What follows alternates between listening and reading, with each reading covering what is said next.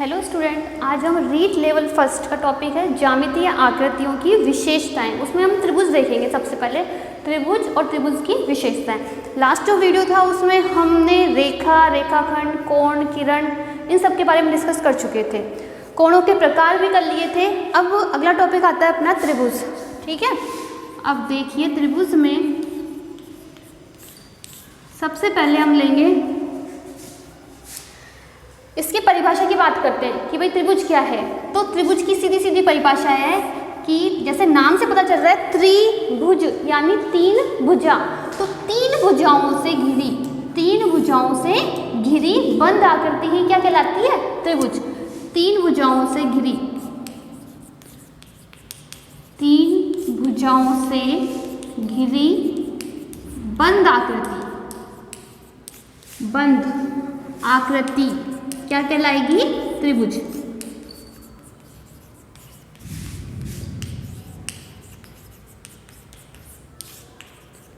ये तो हो गई त्रिभुज की परिभाषा की बात। अब देखिए ये त्रिभुज की आकृति है। इसमें अब देखिए क्या क्या होते हैं। तो ये तो इसके तीन कोण होते हैं, ए, बी और सी। ए, बी, सी तीन कोण है जिन्हें हम कैपिटल लेटर से दिखाएंगे। अब देखिए कोण ए, ये कोण का साइन है। तो कोण ए, कोण बी और कोण सी। तो तीन तो कोण हो गए। और भुजाओं की बात आती है तो तीन भुजाएं हैं इसमें। देखिए 1, 2, 3। तो भुजाओं को स्मॉल लेटर से दिखाते हैं। जैसे कोण, जो ये कोण ए है, ये कोण बी है और ये कोण सी है। तो ए के सामने वाली जो भुजा है उसे हम स्मॉल ए से दिखाते हैं। ठीक है, स्मॉल। कैपिटल बी, जो बी कोण है उसके सामने वाली जो भुजा है उसे स्मॉल बी और सी के सामने वाली भुजा स्मॉल सी है। ठीक है, तो यानी इसमें तीन भुजाएं हैं, ए, बी, सी। दूसरे शब्दों में बोले तो जो स्मॉल ए है ना भुजा, इसे हम बी सी भी इस प्रकार भी लिख देते हैं कि भुजा बी सी। अब इसमें हमको लिखना पड़ेगा भुजा बी सी। ठीक है, इसका नाम क्या है? भुजा बी सी। अब स्मॉल बी है, इसका नाम क्या हो गया? भुजा ए सी। भुजा ए सी। ये आप दो तरीके से लिख सकते हो, या तो भुजा ए सी लिख दो या स्मॉल बी। ठीक है, और स्मॉल सी मतलब भुजा ए बी। भुजा ए बी। तो इसमें तीन भुजाएं होती हैं। ठीक है, तो इसमें 6 अवयव हो गए। 3 तो भुजाएं और 3 ही कोण। ठीक है, ये तो इसमें होता है। अब इसके बाद में एक इंपॉर्टेंट चीज है कि त्रिभुज की जो तीनों कोण है, त्रिभुज के तीनों कोण, इनका योग कितना होता है? त्रिभुज के तीनों कोणों का योग। ये आपको याद रहना चाहिए कि त्रिभुज के तीनों कोणों का योग 180 डिग्री होता है। 180 डिग्री होता है। ठीक है, अब हम इसके बाद देखेंगे त्रिभुज के प्रकार कि भाई त्रिभुज के कितने प्रकार होते हैं। और त्रिभुज को 2 प्रकार से बांटा गया है। एक तो भुजाओं के आधार पर, इन भुजाओं के आधार पर, और एक कोणों के आधार पर। तो 2 प्रकार से इनको हम अलग अलग प्रकार से बांटेंगे। अब देखिए त्रिभुज के प्रकार। त्रिभुज के प्रकार तो देखिए 2 प्रकार से बांटते हैं इसको। एक तो भुजाओं के आधार पर, भुजाओं के आधार पर, और एक कोणों के आधार पर।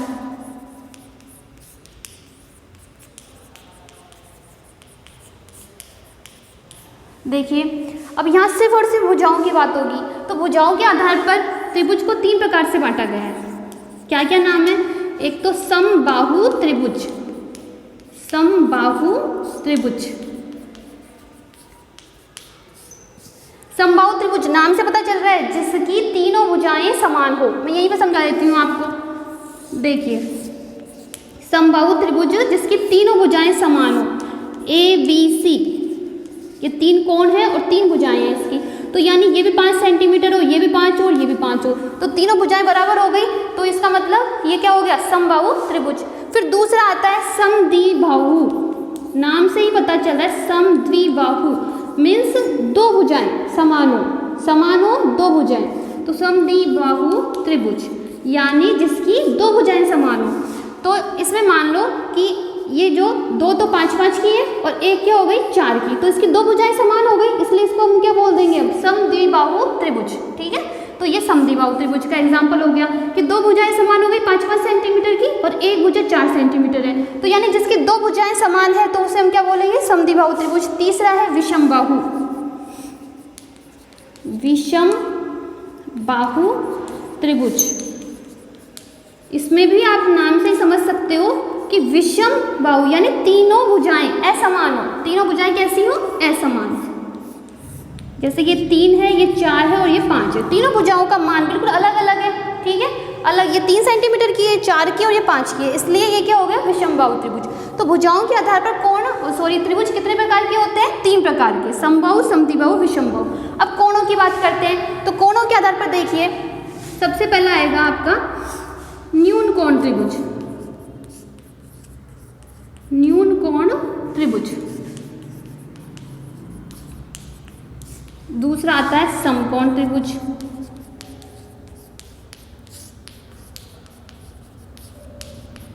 और तीसरा आता है अधिक कोण त्रिभुज।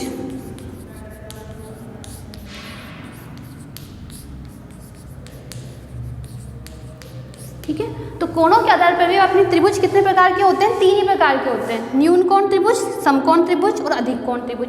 इन्हें भी हम नाम से ही समझ सकते हैं कि न्यून कोण त्रिभुज तो ऐसा त्रिभुज जिसके तीनों कोण कैसे हो, न्यून कोण हो। और न्यून कोण मैंने आपको समझा दिए थे लास्ट वीडियो में, जो हमने कोण समझे थे कि जिनका मान 90 डिग्री से कम हो उसे हम क्या कहते हैं, न्यून कोण त्रिभुज कहते हैं। तो आप देखिए इसके तीनों कोण यदि न्यून कोण हो, जैसे ये 60, ये 40 और ये 80, क्योंकि 180 डिग्री इनका योग होना चाहिए, इसलिए ये 60 का हो सकता है, ये 40 का और ये 80 डिग्री का।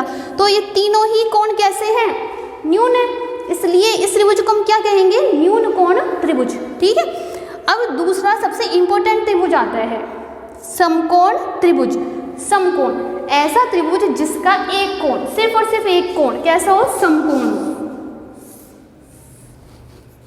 ABC, इसका एक कोण, कोण B कितने डिग्री का है, 90 डिग्री का। 90 डिग्री को क्या बोलते हैं, समकोण भी बोलते हैं अपन, है ना। तो जिसका एक कोण समकोण हो उसे हम क्या बोलेंगे, समकोण त्रिभुज। बाकी दूसरे कोण इसके हमेशा न्यून कोण ही होंगे, बाकी दोनों कोण हमेशा कैसे होंगे, न्यून कोण। अब तीसरा कोण आता है अधिक कोण त्रिभुज, ऐसा त्रिभुज जिसका एक कोण कैसा हो, अधिक कोण हो। जिसका एक कोण कैसा हो, अधिक, मतलब 90 डिग्री से ज़्यादा का हो, उसे हम क्या कहेंगे, अधिक कोण त्रिभुज कहते हैं। ठीक है, तो ये तो अपने हो गए त्रिभुज के प्रकार। देखिए अब ये क्वेश्चन है अपने जो आरटेट 2011 में आया हुआ है कि किसी त्रिभुज के लिए निम्न में से कौन सा कथन सत्य है। सत्य पूछ रहा है आपसे कि इसमें से सत्य कथन बताइए। तो देखिए बहुत छोटी सी बात है, आप देख के पता लगा सकते हो, मैंने अभी जो समझाया उन्हीं में से ही पूछ रहा है ये कि समस्त कोण, मतलब त्रिभुज की बात कर रहा है ये कि त्रिभुज के समस्त कोण सदैव न्यून कोण होते हैं। समस्त तीनों के तीनों, तो ये कोई आवश्यक थोड़ी होता है कि न्यून कोण ही हो, एक कोण समकोण भी हो सकता है या फिर अधिक कोण भी हो सकता है, इसलिए ये तो गलत है। फिर सेकंड है एक कोण सदैव समकोण होता है, हमेशा समकोण हो ये आवश्यक नहीं है। न्यून कोण त्रिभुज में तीनों कोण कैसे होते हैं, न्यून कोण होते हैं, ये आपको पता है। तो ये वाला कथन भी क्या है, असत्य है। एक कोण सदैव अधिक कोण होता है, ये कथन भी कैसा है, गलत है, क्योंकि हमेशा अधिक कोण हो ये आवश्यक नहीं है, तो ये भी असत्य है। अब देखिए दो कोण सदैव न्यून कोण होते हैं, ये बात सही है। चाहे समकोण हो तो भी दो कोण कैसे होंगे, न्यून कोण, और यदि अधिक कोण त्रिभुज है तो भी दो कोण न्यून कोण ही होते हैं, इसलिए ये कथन अपना क्या है, सत्य। तो इस प्रकार के छोटे छोटे क्वेश्चन इसमें आपके आते हैं। इसके बाद एक बात और आपको ध्यान में रखना है कि जो त्रिभुज होते हैं, त्रिभुज की 3 भुजाएं होती हैं, ये आपको पता है। तो त्रिभुज की तीनों भुजाओं में क्या रिलेशन है, त्रिभुज की तीनों भुजाओं में संबंध।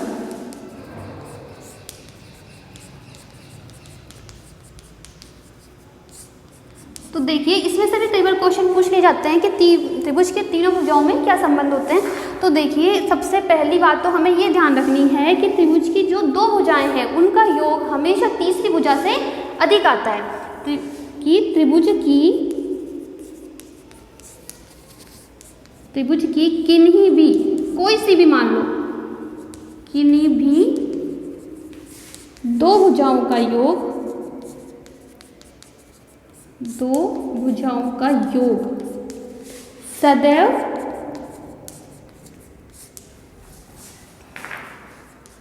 तीसरी भुजा से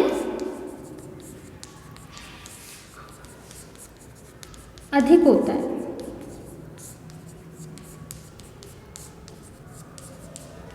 ठीक है, एक रिलेशन तो ये हो गया।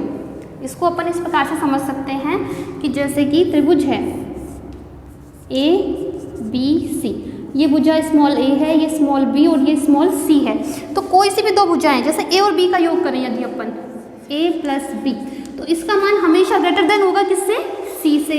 इसी प्रकार जैसे मान लो ए और सी का योग कर लूँ, स्मॉल ए और सी का, तो इसका बी से अधिक होगा। इस प्रकार से ये आपको रिलेशन इनके बीच में ध्यान रखना है कि किन्हीं भी दो भुजाओं का योग हमेशा और हमेशा तीसरी से क्या होगा? ज़्यादा होगा। इसी प्रकार किन्हीं भी दो भुजाओं का अंतर, ठीक है, इसका दूसरा रिलेशन है इसमें कि किन्हीं भी दो भुजाओं का अंतर, दो भुजाओं का अंतर सदैव तीसरी भुजा से कम होता है, सदैव तीसरी भुजा से कम होता है। तो इसका मतलब आप समझ चुके होंगे कि दो भुजाओं का अंतर मतलब जैसे कि ए और बी में यदि अंतर निकालते हैं, यानी बड़ी में से छोटी को ही घटाएंगे, तो जो भी बड़ी है ए माइनस बी करेंगे तो वो हमेशा और हमेशा तीसरी भुजा से कम ही आएगा सी से। ठीक है, इस प्रकार से इनमें रिलेशन होता है इनकी भुजाओं के बीच। अब देखिए इसकी त्रिभुज की विशेषताओं के अंतर्गत कुछ बातें और आते हैं, कुछ नियम भी आते हैं, जैसे कि त्रिभुज की तीनों ऊंचाइयों, त्रिभुज की तीनों ऊंचाइयों का योग सदैव परिमाप से कम होता है।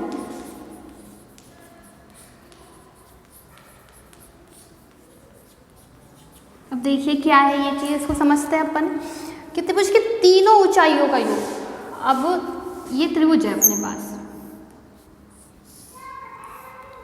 A B C. अब कई बच्चों को ये नहीं पता कि इसकी ऊंचाई क्या है, तो देखिए जब किसी शीर्ष से, ये शीर्ष होते हैं ए बी सी, ठीक है, ये त्रिभुज के क्या है? शीर्ष है।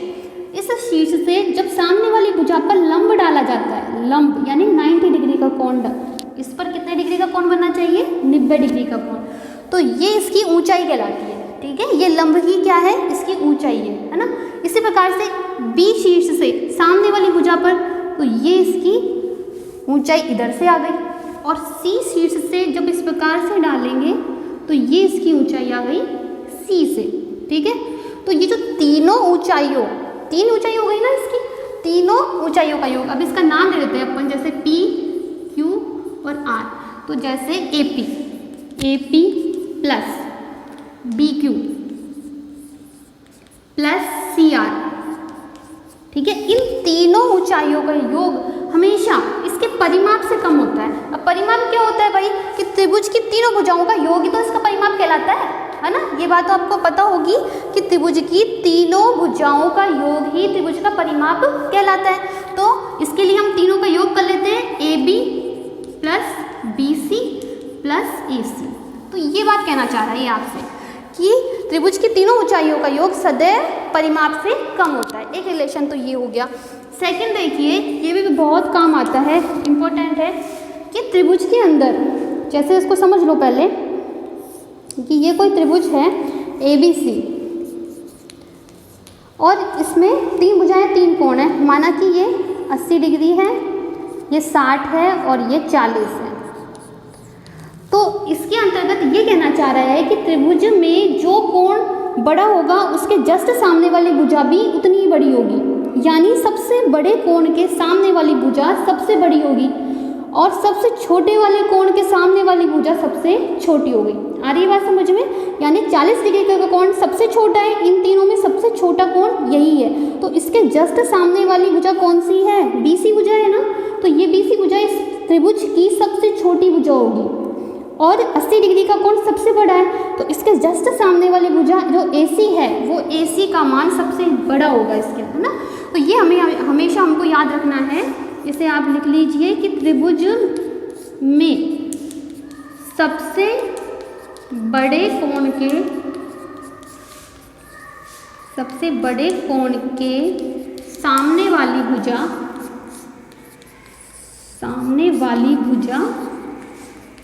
सबसे बड़ी व सबसे छोटे कोण के सामने वाली भुजा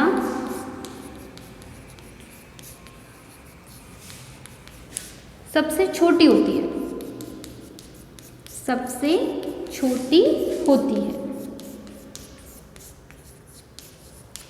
ठीक है, ये दो बातें आपको इसमें ध्यान रखनी है। अब इसी के अंतर्गत एक चीज़ और आती है कि समबाहु त्रिभुज, अभी मैंने आपको समझाया था समबाहु त्रिभुज। समबाहु त्रिभुज कौन सा त्रिभुज होता है? जिसकी तीनों भुजाएं समान हो, यानी उनकी लंबाइयाँ समान हो। तो देखिए ये एक समबाहु त्रिभुज है, ABC समबाहु त्रिभुज है। ये भी 5 है, ये भी 5 है और ये भी 5 है ना। समबाहु त्रिभुज है, तीनों भुजाएं समान है, तो इनके कोण भी तो समान ही होंगे, क्योंकि अभी इसी नियम में हमने पढ़ा था कि सबसे बड़े कोण के सामने वाली भुजा सबसे बड़ी और सबसे छोटे के सामने सबसे छोटी। तो ये तो तीनों भुजाएं समान है, तो छोटी बड़ी का तो कोई चक्कर ही नहीं है इसमें। तो इसका मतलब इसकी तीनों जो कोण हैं ये भी कैसे होंगे? समान होंगे। ठीक है, अब समान होंगे तो हमको पता है कि त्रिभुज के तीनों कोणों का योग 180 डिग्री होता है। अब 180 डिग्री के 3 भाग कर दो, तो यानी ये तीनों कोण कितने कितने डिग्री के हो जाएंगे? 60-60 डिग्री के। ठीक है, 60-60 डिग्री के हो जाएंगे तीनों कोण। तो ये भी एक नियम है, ये कई बार क्वेश्चन में आता है कि समबाहु त्रिभुज का प्रत्येक कोण कितने डिग्री का होता है। तो हमको याद रखना है कि समबाहु त्रिभुज का प्रत्येक कोण 60 डिग्री का होता है। और वो कैसे होता है ये मैंने आपको समझा दिया। ठीक है, इसी प्रकार से समद्विबाहु में भी पूछ लिया जाता है। समद्विबाहु में भी देखिए, समद्विबाहु यानी जिसकी दो भुजाएं बराबर हो, दो भुजाएं बराबर, जैसे ये 5-5 है और ये 4 कर देते हैं अपन। ठीक है, तो देखिए अब जो भुजाएं समान है तो उनके जो आधार के कोण हैं वो भी कैसे होंगे? समान होंगे। यानी ये वाला कोण और ये वाला कोण, ये दोनों कोण कैसे होंगे? बराबर होंगे। इससे कई क्वेश्चन सोल्व होंगे अपने, इसलिए अपन को ध्यान रखना है ये कि जैसे AB और AC भुजा, AB और AC, AB इक्वल AC है। यदि AB और AC भुजा समान है तो कोण B और कोण C भी बराबर होंगे। तो कोण B इक्वल टू कोण C। ठीक है, ये हमें याद रखना है।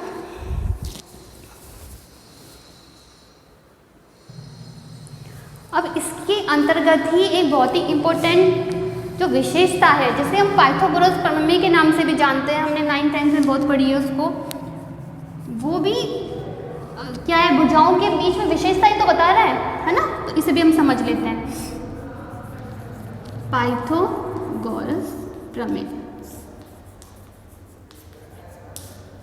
अब देखिए पाइथागोरस प्रमेय नाम से पता चल गया होगा, ये सिर्फ और सिर्फ समकोण त्रिभुज में ही होती है। समकोण त्रिभुज यानी जिसमें एक कोण 90 डिग्री का हो। ठीक है, तो हम समकोण त्रिभुज की बात कर रहे हैं। ये एक समकोण त्रिभुज है जिसका एक कोण 90 डिग्री का है। ABC 3 कोण है इसमें। अब देखिए ये कहना चाह रहा है कि पाइथागोरस प्रमेय के अंतर्गत कि सबसे पहले तो हमें ये बात समझनी होगी कि जो समकोण त्रिभुज है इसकी तीनों भुजाओं को क्या कहते हैं। और त्रिभुजों में नहीं होता, लेकिन समकोण त्रिभुज की तीनों भुजाओं को नाम दिए गए हैं पाइथागोरस प्रमेय में। अब तीनों के नाम क्या है? इसकी जो सबसे बड़ी भुजा है, सबसे बड़ी भुजा मीन्स जो 90 डिग्री का कोण बना रही है। देखिए अपना जो नियम था वो भी इसमें आ गया कि सबसे बड़ा कोण इसमें 90 डिग्री होगा, क्योंकि आपको पता है दोनों तो न्यून कोण ही होंगे। जब ये समकोण है तो दोनों कोण कैसे होंगे? न्यून कोण। तो सबसे बड़े कोण के सामने वाली भुजा सबसे बड़ी भुजा होगी, और उस सबसे बड़ी भुजा को हम क्या कहेंगे? कर्ण कहेंगे। क्या कहेंगे? कर्ण। ठीक है, जिस पर अपना त्रिभुज खड़ा हुआ है वो क्या है? ये आधार है इसका, और ये है अपना लंब। तो ये तो इनके नामकरण हो गए, है ना। तो त्रिभुज के नाम क्या क्या हो गए? तीनों भुजाओं के आधार, लंब और कर्ण। अब इनकी तीनों भुजाओं के बीच में क्या संबंध है, ये पाइथागोरस प्रमेय के अंतर्गत हम पढ़ेंगे। क्या है इसके बीच में संबंध, कि इसकी जो सबसे बड़ी भुजा है कर्ण का वर्ग दोनों भुजाओं के वर्गों के योग के बराबर होता है। तो आधार स्क्वायर प्लस लंब स्क्वायर, ठीक है। इसे हम पाइथागोरस प्रमेय के नाम से भी जानते हैं। क्या होता है इसमें कि कर्ण स्क्वायर इक्वल टू आधार स्क्वायर प्लस लंब स्क्वायर, ठीक है। इसे हम किसी भी एक भुजा का, यदि दो भुजाएं अपने पास हैं तो हम तीसरी भुजा का मान आराम से निकाल सकते हैं, ठीक है। ये आपने बहुत पढ़ा था छोटी क्लासों में कि दो भुजाएं दे रखी थी, तीसरी भुजा हमको निकालनी होती थी। इस सूत्र के आधार पर हम तीसरी भुजा को निकाल लेते थे, ठीक है। अब एक और विशेषता रह गई इसकी, वो है कि त्रिभुज के किसी भी भुजा को बढ़ाने पर बना भाई कोण अन्य दूसरे या फिर सामने वाले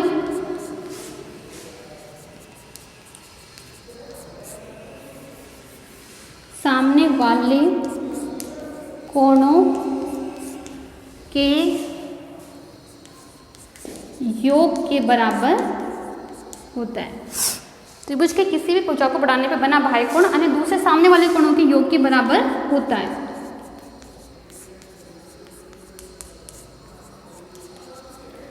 देखिए कैसे, कि जैसे ये त्रिभुज है, ठीक है। अब इस भुजा को आगे बढ़ा दिया तो इस प्रकार से ये क्या बन गया, इसका एक भाई कोण बन गया, ठीक है। तो ये जो भाई कोण होगा, जैसे ये कोण 1 है, ये कोण 2 और ये कोण 3 था, अब भाई कोण कहाँ बना है, 4 बाहर की तरफ बना है ना। तो इस भाई कोण 4 का जो मान होगा वो सामने वाले दोनों कोण 1 और कोण 2 इनके योग के बराबर होगा। कोण 1 प्लस कोण 2 इनके योग के बराबर होगा। इस नियम को भी आपको याद रखना है। अब वो कोई सा भी कोण हो सकता है, जैसे कि अगर ये वाला मान लो, ये वाला बढ़ा देते हैं अपन, तो ये भाई कोण बन जाता, तो इसका मान सामने वाले कौन से होते हैं, इसके कोण 1 और कोण 3 इनके योग के बराबर हो जाता। इसी प्रकार से अगर इधर वाला बढ़ा देते तो इस जो बाहर वाला कोण बनता, इसका मान अपना 2 और 3 के बराबर हो जाता, ठीक है। इस प्रकार से अब देखिए क्वेश्चन अपने सामने कि त्रिभुज ABC में 3 कोण A बराबर है 4 कोण B बराबर है 6 कोण C, तो कोण A का मान बताइए। ऑप्शन आपके सामने है 60 डिग्री, 80 डिग्री, 30 डिग्री और 40 डिग्री। अब देखिए आपसे कोण A का मान पूछ रहा है और आपको तीनों कोणों के बीच में एक संबंध दिया हुआ है, ठीक है। क्या संबंध है, 3 कोण A बराबर है 4 कोण B इक्वल 6 कोण C। अब देखिए ऐसा क्वेश्चन मैंने एक करवाया था लास्ट वीडियो में, आपने ध्यान दिया हो तो, लेकिन इसमें क्या है, अनुपात नहीं दिया हुआ, ठीक है। उसमें अनुपात दिया हुआ था, इसमें अनुपात नहीं दे रखा। अगर अनुपात होता, ये 3 4 6 है, जो अनुपात थोड़ी है, अनुपात नहीं है, ये तो आपस में तीनों के बीच में एक संबंध है कि 3 इंटू, यानी ये कुछ भी नहीं है, इसका मतलब क्या है, गुणा में है कि 3 इंटू कोण A बराबर 4 इंटू कोण B। तो अब देखिए इस क्वेश्चन को अपन कैसे करेंगे। सबसे पहले इनके बीच में हम अनुपात निकालते हैं। वो कैसे निकालेंगे, हम 2 के टुकड़े कर लेते हैं भाई। एक बार ले लेते हैं 3 कोण A इक्वल टू 4 कोण B। अब भिन्न रूप में हम लिख सकते हैं, ये अपोन में आ जाएगा, कोण B इक्वल टू 4, पक्षांतरण कर दिया अपन ने, ये 3 बटे में आ गया। तो देखो भिन्नों को अनुपात में, अनुपातों को भिन्न में बदल सकते हैं, ये बात आपको ध्यान रखनी है, ठीक है। तो कोण A और कोण B के बीच में क्या संबंध है, 4/3 का, तो मतलब अनुपात में भी 4:3 ही होगा। तो कोण A अनुपात कोण B क्या हो गया, 4:3, ठीक है। इसी प्रकार से B और C में निकाल लेते हैं अपन, तो 4 कोण B इक्वल टू 6 कोण C। तो कोण B बटे में कोण C बराबर 6/4, ठीक है। तो कोण B इक्वल, अनुपात निकाल रहे हैं, कोण C तो 6:4, ठीक है। अब देखिए, अब हम तीनों के बीच में आपस में अनुपात निकालते हैं ए, बी और सी में। ए अनुपात बी अनुपात सी। अब हम इनको जमाते हैं तो देखिए 4:3, 4:3 और ये है 6:4। तो ये किसके बीच में, बी और सी में। तो आप यहाँ थोड़ी लिखोगे, यहाँ पे तो पहले से 3 लिख चुके हो, तो इसके नीचे लिखेंगे हम 6:4, 6:4। अब देखिए, अब ए बी सी तीनों के बीच में हमको एक अनुपात लाना है, तो इसके लिए ये बी का मान समान होना चाहिए कि नहीं चाहिए, होना चाहिए। इसलिए हम क्या करते हैं, इन्हें बराबर करने के लिए इसको 6 से मल्टीप्लाई कर देते हैं और इसको 3 से कर देते हैं। तो देखिए ये कितने हो जाएंगे, 18। अब क्योंकि हमने इसको 6 से मल्टीप्लाई किया है तो इसको भी करना पड़ेगा, ठीक है। तो ये कितने होगा, 24:18। अब देखिए इसको किससे करेंगे, दोनों को भाई इक्वल करना है ना, तो इसको 3 से मल्टीप्लाई करना पड़ेगा, है ना। तो ये 18 हो गया, तो इसको भी 3 से करना पड़ेगा, तो ये कितने हो गए, 12 हो गए। ये बात समझ में आ गई आपकी। तो ये ए बी सी का अनुपात आ गया अपने पास। यदि हम इसे सॉल्व करें, 6 से कट जाएंगे, ठीक है। 4:3:2 ये अनुपात आ गया है ए बी सी का। अब हम इससे ए का मान निकाल सकते हैं अनुपातों का योग करके।